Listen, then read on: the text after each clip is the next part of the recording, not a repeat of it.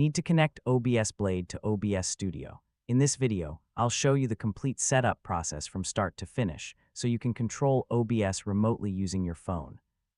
We'll go through everything step by step, including enabling the required settings, connecting the app, and fixing the most common connection issues. So yeah, let's get started. First, open OBS Studio on your computer. Click Tools, then choose WebSocket Server Settings. If you're using a recent version of OBS Studio, this feature is already built in, so you won't need to install anything extra. Inside the WebSocket settings, make sure Enable WebSocket Server is turned on.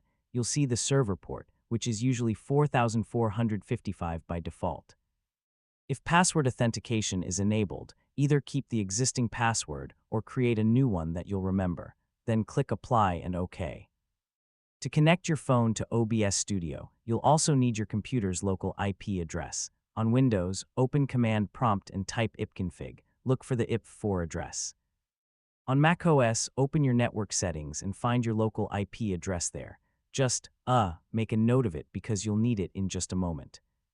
Now open the OBS Blade app on your phone and create a new connection. Enter your computer's local IP address, the WebSocket port, and the password if you enabled one.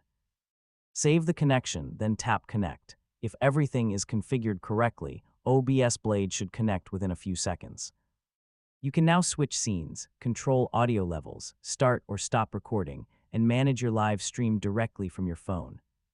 If the connection doesn't work, make sure your phone and computer are connected to the same Wi-Fi network. Double-check the IP address, port number, and password for any typing mistakes. Also confirm that the WebSocket server is enabled and that your firewall isn't blocking OBS Studio. And that's it. Your OBS Blade app should now be connected to OBS Studio and ready to control your broadcasts remotely. If this tutorial helped you out, feel free to like the video and subscribe for more simple OBS and streaming guides. Thanks for watching, and yeah, I'll see you in the next one.